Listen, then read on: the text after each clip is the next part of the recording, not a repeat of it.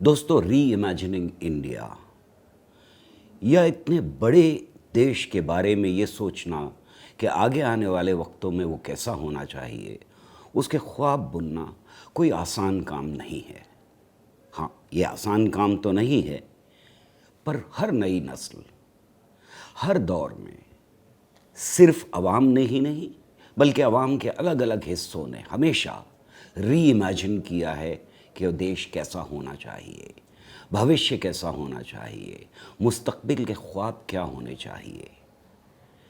और इसमें एक बहुत बड़ा रोल रहा है हमेशा से विज्ञान का, साइंस एंड टेक्नोलॉजी का। दोस्तों, आज ही नहीं, बहुत पहले हमारी पुरानी जेनरेशन्स को ये एहसास हो गया था कि बिना साइंस एंड टेक्नोलॉजी यानी विज्ञान और तकनीक के बिना हम ये सोच भी नहीं सकते कि आने वाला वक्त कैसा होगा और हम उसे कैसा बना सकते हैं। अगर हम थोड़ा सा इतिहास में जाएं तो हमें दिखाई देता है कि पीसी रे, एमएन साहा, पीएन बोस, आशुतोष मुखर्जी, जेसी बोस, सीवी रमन से लेकर के होमी जहांगीर भाभा हों या एसएस भटनागर हों, इन सब ने एक आधुनिक भारत के ख्वाब देखे और ये ख्वाब आवाम तक पहुँचे, जनता तक पहुँचे। और इनके साथ साथ हमारे विज्ञान का जो भंडार था बढ़ता रहा, हमारे साइंटिस्ट बढ़ते रहे, हमारे वैज्ञानिकों के साथ साथ हमारे देश की जनता भी वो ख्वाब देखने लगी जिसको हम आधुनिक भारत कह सकते हैं। दोस्तों, ये बात बहुत साफ है कि आज भी अगर कोई आपसे कहे या मुझसे कहे या किसी भी चलते राहगीर से कहे कि तुम कैसे भारत की कल्पना करते हो, आने वाले वक्तों में कैसा भारत होना चाहिए, तो एक बात तो बहुत साफ हो जाती है कि हम जो कुछ आज है उससे एक बेहतर भारत की कल्पना करते हैं। और दूसरी तरफ ये भी बात साफ हो जाती है कि उस भारत का निर्माण बिना साइंस टेक्नोलॉजी के हो ही नहीं सकता। सोचना भी मुश्किल होगा कि कैसा भारत बनाएं अगर हम साइंस एंड टेक्नोलॉजी को इस बीच में से हटा दें तो। नेहरू ने एक बार कहा था कि ये सदी, जिस सदी में वो थे यानी 20वीं सदी की बात कर रहे थे, उन लोगों की है जो साइंस से दोस्ती करेंगे, जो उसको गले लगाएंगे, जो उसकी तरफ हाथ बढ़ाएंगे। और ये बात 21वीं सदी के लिए भी बिल्कुल सही है।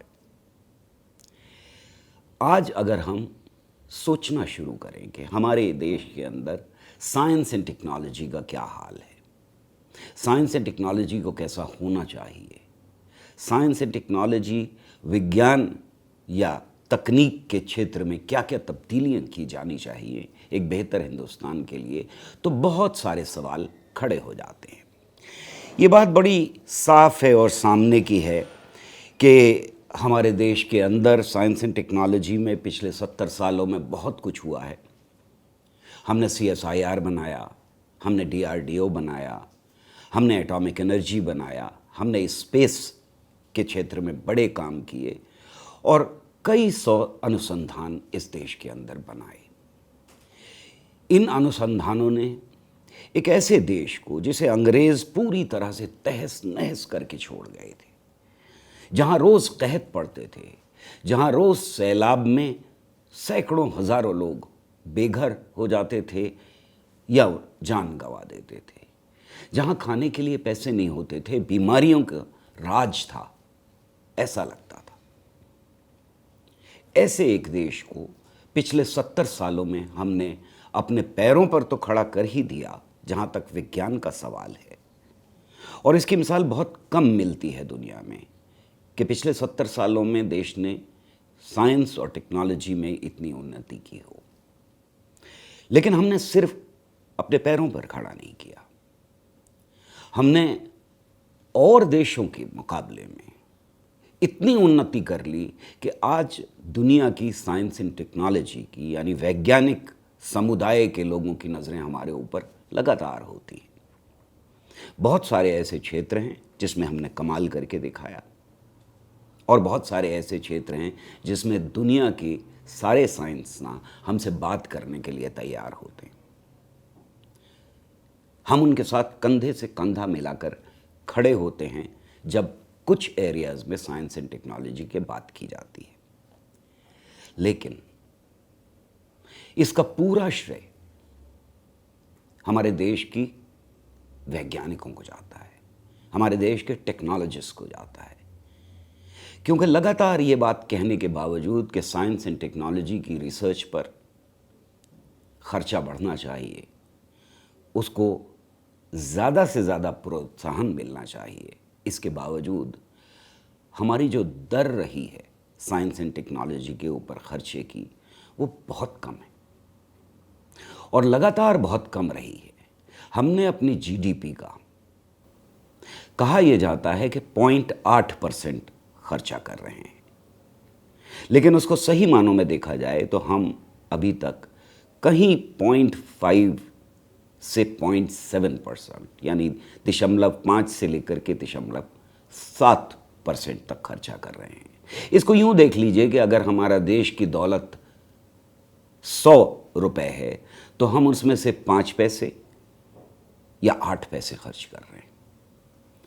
ये हमेशा से कम रहा है। उसके बावजूद हमारे वैज्ञानिकों ने आगे बढ़ करके दिन रात लगा करके देश को दुनिया भर में इस स्तर पर ला दिया कि हम कह सकते हैं कि हमारे देश के अंदर सबसे ज़्यादा साइंस और टेक्नोलॉजी की डिग्री हासिल किए हुए लोग मौजूद हैं। शायद इतने किसी और देश में नहीं है। वापस लौटते हैं इस दर के सवाल के ऊपर। दुनिया का में जो एवरेज है, जो दुनिया भर के देश खर्चा करते हैं R&D के ऊपर, वो एवरेज है 2.1%। 2.1% तक पहुंचने के लिए हमने कई बार डॉक्यूमेंट्स तैयार किए, प्रतिबद्धता दिखाने की कोशिश की, पर हम यहाँ तक पहुँचे नहीं। हम इस खर्चे में 46वें नंबर पर हैं दुनिया के सारे देशों में। इकोनॉमी बढ़ी, हम एक अमीर देश बनने की तरफ कदम बढ़ाते रहे, पर हमारा साइंस एंड टेक्नोलॉजी के ऊपर खर्चा वहीं का वहीं रहा और इसलिए आज भी हम 46वें नंबर पर हैं।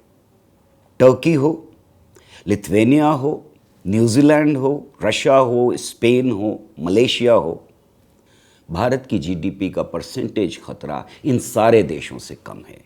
इसमें कुछ माने जाते हैं कि हमसे विकसित हैं और कुछ देश हमसे कम विकसित हैं, पर उनकी एक जो विकसित हैं उनकी एक लंबी हिस्ट्री रही है, वो ज़्यादा खर्चा करते रहे हैं। आज उनमें से कुछ देश कम खर्चा कर रहे हैं। हमारा खर्चा सिंगापुर से भी कम है। सिंगापुर 2.19% खर्चा करता है, 2.19%। हमारे देश में अक्सर ये लोग कहा करते हैं कि हमारा मुकाबला चाइना से है। शायद हम मुकाबला विकसित देशों से ना कर पाएँ, यूरोप के और अमेरिका के, लेकिन चाइना से हम एक ज़माने में compete करने में लगे हुए थे। और ये वो ज़माना है जब चीन और हिंदुस्तान दोनों देश जीडीपी का बराबर का खर्चा करते थे। इस सेंचुरी के आने तक चीन का खर्चा भी लगभग 0.5% था, यानी 2000 तक हमारा खर्चा जीडीपी का 0.5 और चीन का खर्चा भी लगभग 0.5% था। लेकिन अगले 5 सालों में, इस सेंचुरी के अगले 5 सालों में चीन ने यह खर्चा बढ़ाना शुरू किया।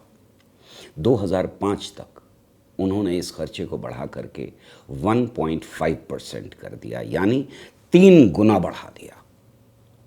और याद रहे कि इस बीच में चीन की इकोनॉमी बहुत तेज़ी के साथ बढ़ रही थी, यानी टोटल खर्चा जो है वो कहीं ज़्यादा बढ़ा।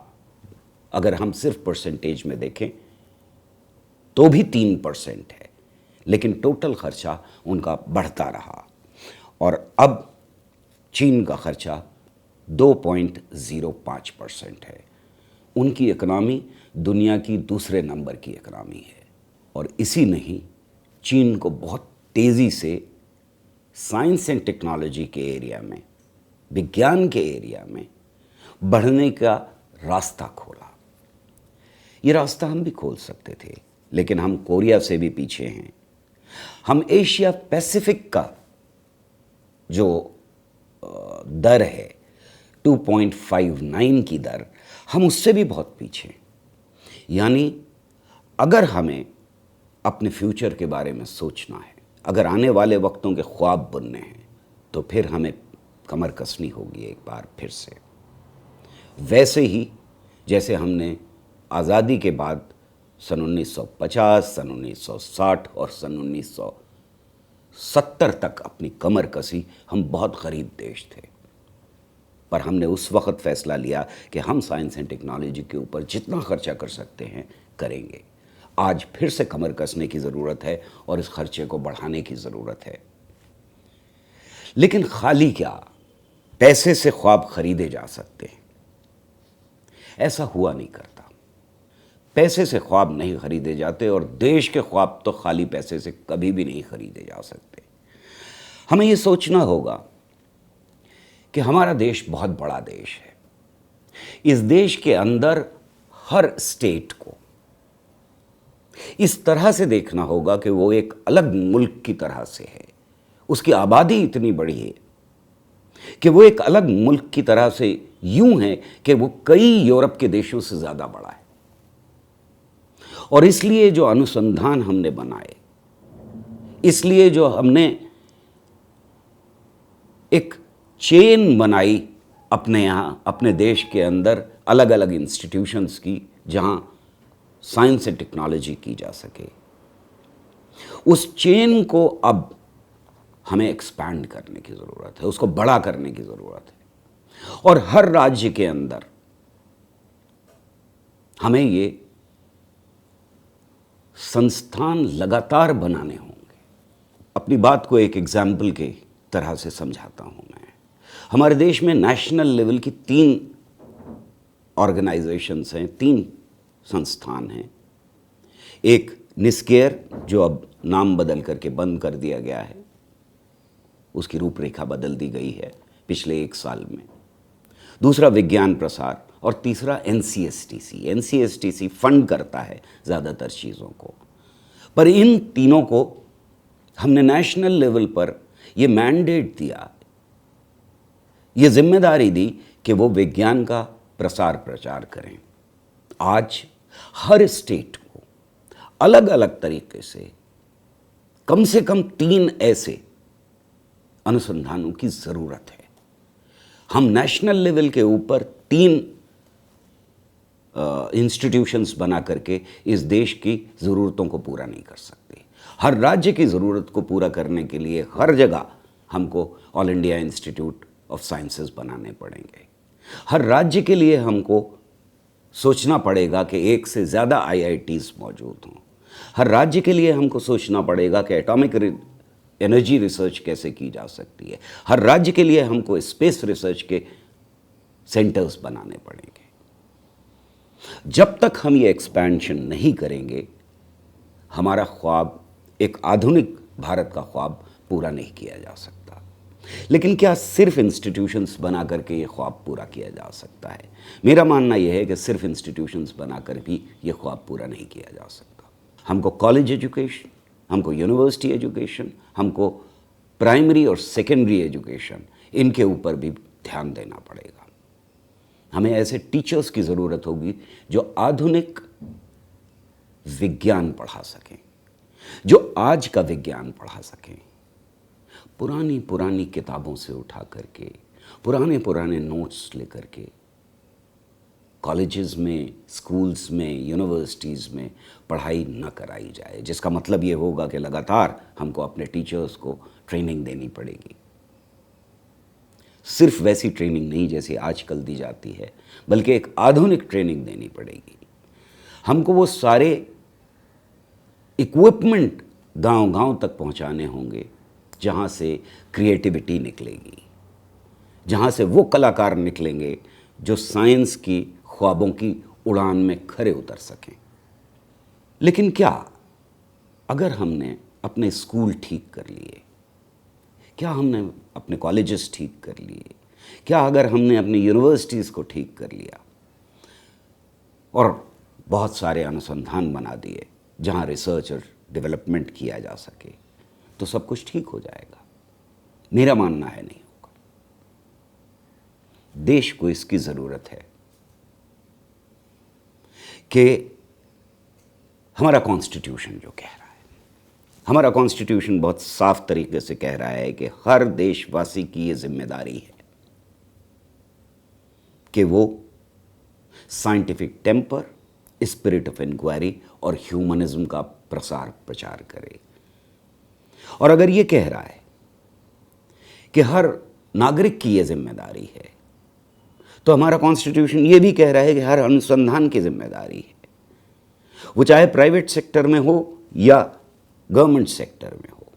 हमारे मीडिया की भी जिम्मेदारी है, हमारी हर संस्था की जिम्मेदारी है, चाहे वो संस्था रिलीजियस ही क्यों ना हो, चाहे वो संस्था धार्मिक ही क्यों ना हो, उसकी भी ये जिम्मेदारी है कि विज्ञान का प्रसार प्रचार करे। इससे कोई बरी नहीं है। एक ऐसा समाज जो आधुनिक सोच ना रखता हो, जो वैज्ञानिक दृष्टिकोण ना रखता हो, जो साइंस को गले लगाने के लिए तैयार ना हो, वहाँ अच्छी साइंस नहीं हो सकती। वहाँ अच्छे स्कूल बनाना ही नहीं मुश्किल है। वहाँ अनुसंधान बनाए ही नहीं जा सकते जो अच्छी साइंस कर सकें, जो आधुनिक साइंस कर सकें। इसलिए समाज के अंदर बहुत सख्त ज़रूरत है इस बात की कि हम साइंस का, विज्ञान का ज़्यादा से ज़्यादा प्रसार प्रचार करें। दोस्तों, एक ऐसे समाज में जहाँ साइंस एंड टेक्नोलॉजी ज़िंदगी का हिस्सा ना हो, अच्छी साइंस एंड टेक्नोलॉजी, अच्छी वैज्ञानिक रिसर्च की ही नहीं जा सकती। और ऐसा समाज बनाने के लिए हमारा कॉन्स्टिट्यूशन ये बात बड़े खुल करके कहता है कि हर नागरिक की ये दायित्व है, हर नागरिक के लिए ये ड्यूटी है कि वो साइंस एंड टेक्नोलॉजी यानी scientific temper, spirit of inquiry और ह्यूमनिज्म का प्रसार प्रचार करे। जिसका मतलब ये होगा कि सारे अनुसंधान इसका प्रसार प्रचार करें, वो प्राइवेट सेक्टर में हो या वो गवर्नमेंट सेक्टर में हो, वो मीडिया हो या फिर जुडिशरी हो, वो धार्मिक स्थान भी हो सकते हैं।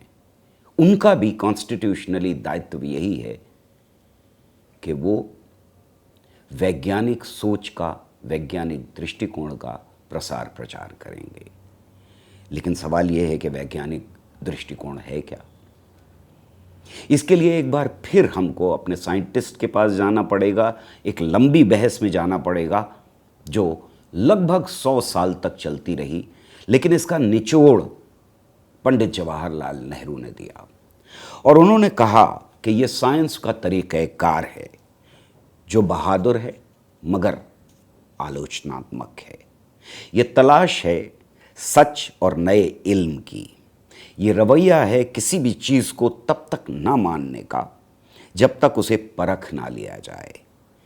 ये नए सबूत की रोशनी में पुरानी मान्यताओं को बदलने की सलाहियत है। ये किसी पुरानी थ्योरी के बजाय परखे हुए सच पर भरोसा करने की आदत है। ये सोच को अनुशासन में रखने की सलाहियत है।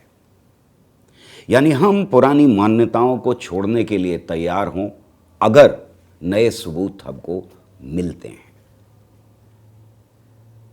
इस प्रसार प्रचार के लिए ये हमारे हर नागरिक की आदत बन जाए, इसके लिए बाधाएं क्या हैं? इसके लिए बाधाएं हैं पुरानी मान्यताओं का लगातार प्रसार प्रचार होते रहना, अनसाइंटिफिक, गैर वैज्ञानिक बातें लगातार समाज के अंदर फैलाते रहना।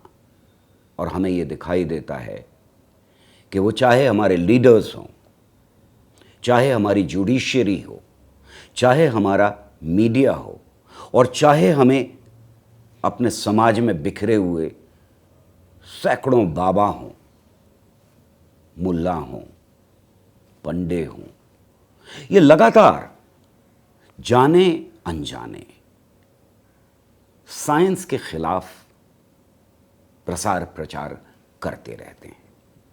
ये एक बड़ा मार्केट है इस देश के अंदर, जहां फैक्ट्री मौजूद हैं, वो फैक्ट्रीज जो बाबा चलाते हैं, और इन फैक्ट्रीज में अंधविश्वास तैयार किया जाता है। एक बार फिर अगर चाइना की तरफ लौटें तो 80 और 90 के दौर में चीन के अंदर एक बड़ा उठान आया था अंधविश्वासों का, पर वहां क्योंकि साइंस एंड टेक्नोलॉजी के ऊपर चलने का रिजॉल्व बड़ा हो गया था, इसलिए उसके ऊपर कानून बनाया गया कि कोई भी गैर साइंसी अवैज्ञानिक बात का प्रसार प्रचार नहीं किया जा सकता। उन लोगों को दंड दिया जाएगा जो ऐसी कोई बात कहें कि इस कुकर में पकाओ या इस हांडी में पकाओ तो तुम बेहतर सेहत हो जाएगी, इस तरह की सब्जी खाओगे तो ये वाला रोग खत्म हो जाएगा, ये नमक है अगर खाना शुरू कर दोगे तो तुम्हारी ये बीमारियां दूर हो जाएंगी। इस पर प्रतिबंध लगाया गया। हमारे देश में जब अंधविश्वास फैलाने के खिलाफ एक आवाज उठी तो एक साइंटिस्ट को कत्ल कर दिया गया। आज हमें यह सोचना पड़ेगा कि आने वाले भारत में क्या हम इन बाबाओं को, क्या हम अंधविश्वास फैलाने वालों को लगातार आज़ादी देते रहेंगे कि वो जनता के दिमागों को करप्ट करते रहें, जनता के दिमागों में जहर घोलते रहें साइंस एंड टेक्नोलॉजी के खिलाफ। आज हमें दिखाई दे रहा है कि हमारे राजनेता आज़ादी के साथ वो सारी बातें सार्वजनिक सभाओं में कहने के लिए तैयार रहते हैं जो साइंस के खिलाफ है। हमारी जुडिशियरी ऐसी एग्जाम्पल्स पेश कर रही है जिसमें जजमेंट के अंदर यह लिखा जाता है कि गाय ऑक्सीजन लेती हो और ऑक्सीजन छोड़ती। कहीं यह बताया जा रहा है कि नाले की गैस के ऊपर चाय बनाई जा सकती है।